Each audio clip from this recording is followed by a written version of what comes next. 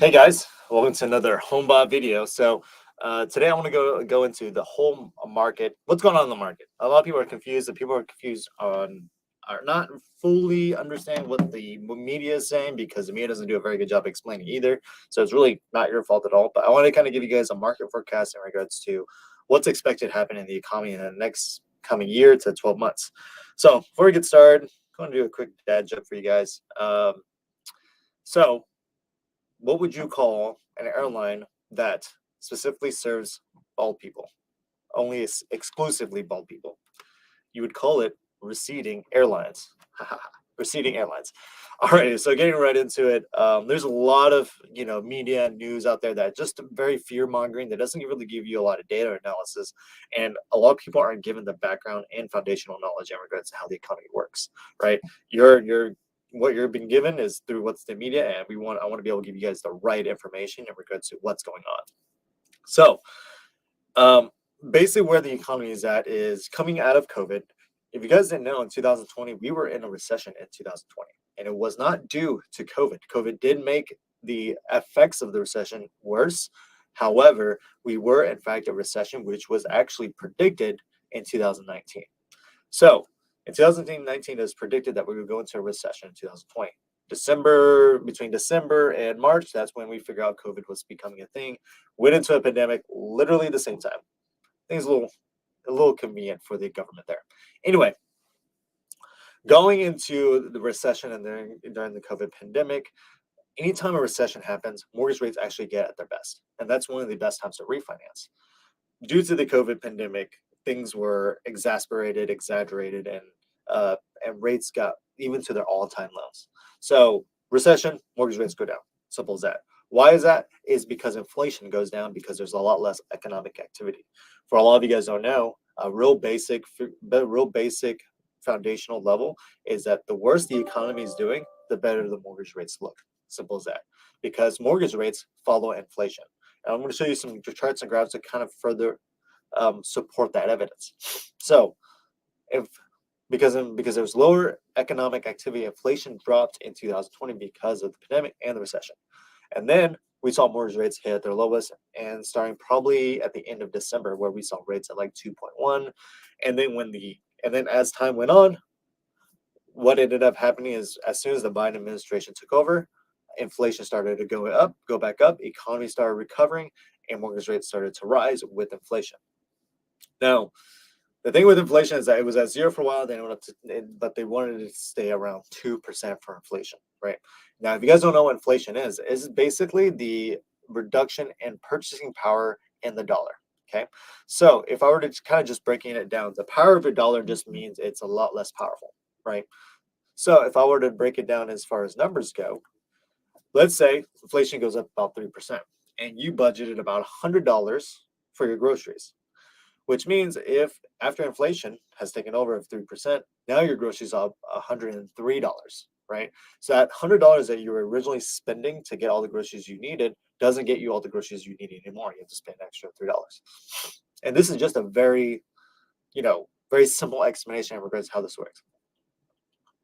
If you look at this on a bigger scale, right? Inflation's at 8.4, 8.2, 8.5 right now. And inflation has not been this high since the early 80s. Last time it was this high in the early 80s, it actually peaked at 13%, which is a bad thing. That's when mortgage rates were at like 17, 18%. So think about that. Having a mortgage rate at 17, 18%, that's like paying a credit card interest. Anyway, so if inflation goes up, that means the power of the dollar goes down. What's great about inflation, though, is that if you own a house or you own stocks, it actually makes you more money, right? So in the eye of mortgage-backed securities and mortgage rates is that as inflation goes up, so will mortgage rates, because essentially, if you think about it, a mortgage rate is essentially the return on investment that someone gets, because someone else actually holds the investment, the loan, and the interest that you pay goes to pay that and pays that person who owns it, right? That's essentially all it is. That's all what a mortgage rate is. So if we were to go deep into it, if you look at what inflation has done from 2019 all the way back to 1972, just like I had said in the early 80s, inflation peaked at 13%. And then after some time later, mortgage rates peaked at 17%. Mortgage rates do lag after inflation for some time, but it does follow inflation. So Right now, mortgage rates are at like 6%, and they're slowly rising. To give you guys an idea how much mortgage rates have changed since this last December, is that it started at 3.5% around there in December. Now it's at 6.5, right? That's how much has changed in just the last 7 months. It's a lot, right? That's because inflation has been peaking at 8% right now. Luckily, the Fed has taken action in regards to how to combat inflation. So, what have they done to combat inflation? It's something called the Fed funds rate. The Fed funds rate is what the media calls, is what they say when the Fed is hiking rates, right? They always say, oh, the Fed is keeping rates zero, or they're going to hike rates up, blah blah blah. Every time the media announces this, a lot of people get confused and think that this impacts mortgage rates and anything that has an interest rate. They think that this impacts mortgage rates. I can tell you that it doesn't. Not the way that the media presents it. So the Fed funds rate is how the Fed controls the economy and brings it down and slows it down. Therefore, bringing down inflation, right? So we're trying to slow down inflation because there's too much economic activity. Everyone's basically making too much money. So they got to slow it down. That way the economy doesn't blow up. Again, the media likes to call this a rate. Now, the Fed funds rate has nothing to do with mortgage rates at all, actually. So even if the Fed hikes the rates, I actually want them to hike rates because it brings down inflation, therefore brings down mortgage rates. When the Fed raises these mortgage rates, whenever a bank, let's say, for example, Bank of America, Wells Fargo, Navy Federal Credit Union, things like that, they actually lend money against the Federal Reserve. That's what they do. If they lend money against the Federal Reserve, that means the Federal Reserve charges them an interest rate called the Fed funds rate. This Fed funds rate is just the cost to lend money against the Federal Reserve. The banks that have to lend money against them, what it affects is all the car loan rates, the credit card rates, short-term rates, anything that less than like 8 years, not mortgage rates. Mortgage rates are a whole different ballgame. So we'll talk about it a little bit more, but essentially I want to kind of give you guys an idea of how what impacts mortgage rates, right? So when the Fed hikes the rates back in, looks like end of 2015, rates actually went down to around the 3.5 range, right? That's when we saw rates in 2016. This is about when I bought my duplex, where rates are around 3.5%. So when the Fed hikes rates, not only will it impact inflation, it'll bring down mortgage rates. And this is the chart you're seeing here. Now, they didn't do anything with the Fed funds rate after inflation recovered and started going back up. And again, the Fed hiked rates again, and we saw mortgage rates come down again. They stopped. Then they didn't touch the Fed fund rate at all because they needed more economic activity or whatever the reason is. Inflation started to rise, so did mortgage rates. And in 2018, that's where we saw rates in the 5.5%. So we've seen these before in the recent past, just 4 years ago. Now, the other thing that the Fed can do to bring down mortgage rates is that they can actually buy mortgage-backed investments called mortgage-backed securities. That will also bring down mortgage rates too, and that's exactly what they did. Going into 2019, that's where we saw rates drop from 5.5 to all the way down to like 3.5, and then the COVID pandemic happened and recession. So the recession caused all these rates to go down to the lowest point, and then over time we've seen rates go back up, right? Because the economy recovered, therefore inflation goes up. Now, if we're looking at inflation, we're looking at the Fed hike, in regards to what happens to inflation when the Fed hikes rates. So you can kind of see there is that, Fed hiked rate, mortgage inflation goes down.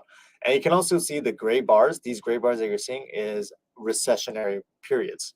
So anytime the Fed hikes rates in order to combat inflation, we've seen a recession. And what did they say? What happens to mortgage rates when a recession hits? Mortgage rates go down. So anytime recession hits, mortgage rates go down. And these are all points in which when inflation goes down, we go into a recession. So to give you an idea of what's happened this year, in March, they did the first Fed funds rate hike, or the Fed hiking rates. We have already started seeing about 4 or 5 signs of recession already, different signs, and we are most likely going to recession in 2023. Right.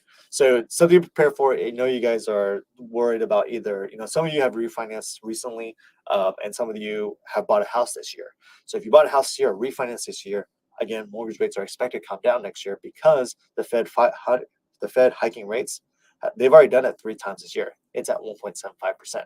So as the Fed funds rate goes up, inflation goes down, and then we're looking at potentially seeing rates start to come down in November. So I also want to go to housing inventory and supply and demand, especially with what's going on with the market, right? So what's essentially happening in the world is that in the national average of the last year, we've seen about 17 to 19% appreciation. Depending on where you're at, I can say that most people have seen over 10% appreciation on all their homes. I tell you right now, that is 10% is double the average since 1920. To see 15 is a lot of money. Imagine, and keep in mind, appreciation is only affecting the value of your home, not how much you put into the house. So if you have 10% appreciation on a 500,000 house, by now you have an extra $50,000 of appreciation. Think about how much money you had to spend toward closing costs. A lot of you guys are VA clients. So if you only spent like maybe $10,000 on your closing cost and you made 50 grand on appreciation, it's a pretty good win, right? Because you made your money back. So you're going to look really good when you sell your house, right? And some of the top states, some of you guys have moved to Idaho, Florida, Montana, Arizona have seen over 24% appreciation. That's a lot of money, guys. So, and what's the reason for that? One, it's because of everything that's going on, supply and demand with building homes, people not wanting to move, so on and so forth. There's just a lot of reasons that have caused appreciation to be over 20% in the last 2 years. Now we're seeing things going back to reality, right? So at this point, the housing market's not going to crash. It's just correcting to where it needs to be. Now, it's still going to appreciate. It just means it's not going to appreciate as much. So instead of going from 20%, instead of being at 20%, it might go down to like 10 or maybe 5, which, it's really not that bad.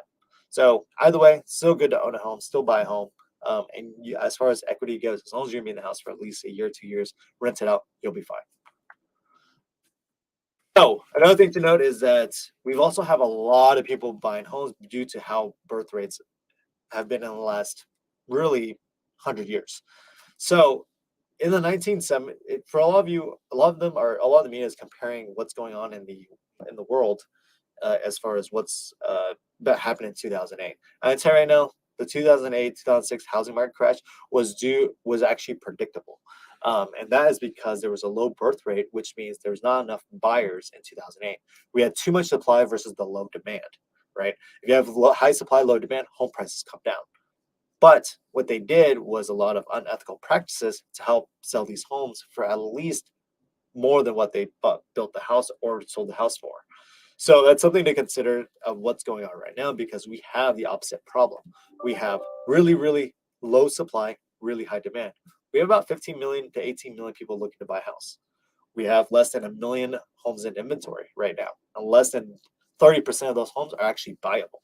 So something to consider in regards to where we're at with supply and demand, because that's what really causes home prices to go up, supply and demand.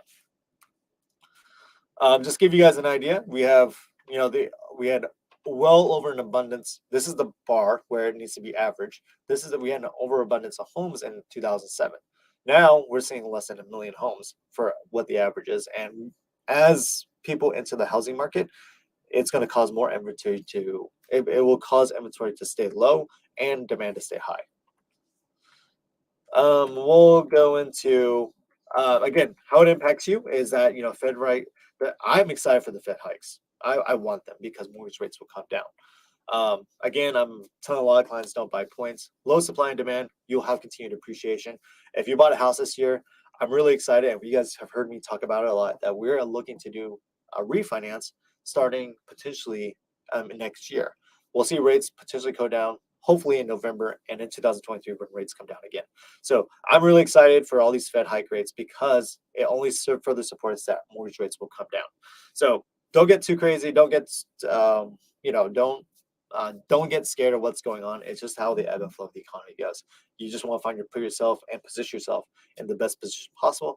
That way, you know exactly how to take advantage of it. And obviously, I'm here to help you guys out and make sure you guys are getting the right information, as well as strategically putting yourself in a financial advantageous position by using your house. I'm still having a lot of clients who are doing a cash out refinance right now, even though the rates like 2 to 3 times more than what they have now. They're still saving a lot of money by consolidating all their debt into the mortgage, and then we can refinance for much lower rate later on. So if you can save, 800 to 1,600 bucks now a month with cash out refinance now, then think about if you did it now and then you refinance next year for a much lower rate that's a third to the new rate, you'll save even more money. So something to consider. More than help you guys. More than happy to help you work this out with you guys. Again, it does take finesse, does take a lot of strategy and planning to make sure that sometimes the cash out refinance doesn't make the most sense. Sometimes a HELOC is the best sense. So let me know if you guys have any questions. Hopefully this was a helpful. Talk to you guys soon.